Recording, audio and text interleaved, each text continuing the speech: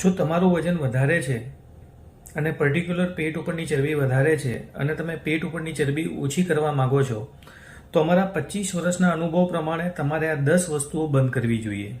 1. વધારે પડતા સુગરનો ઉપયોગ ના કરવો જોઈએ. 2. આલ્કોહોલ બિલકુલ બંધ કરવું જોઈએ. 3. વારંવાર જમવું નહીં, મતલબ તમે તમારા રૂટીન ડાયટમાં બ્રેકફાસ્ટ, લંચ અને ડિનર આ 3 ટાઈમ જ જમો, વારંવાર નાસ્તા ના કરો. 4. શુગર ફ્રીનો ઉપયોગ નહીં કરવાનો. 5. રસોઈ માટે રિફાઇન્ડ ઓઇલનો ઉપયોગ નહીં કરવાનો અને particular palm oil, sunflower oil અને સોયાબીન ઓઇલનો ઉપયોગ બિલકુલ નહીં કરવાનો. 6.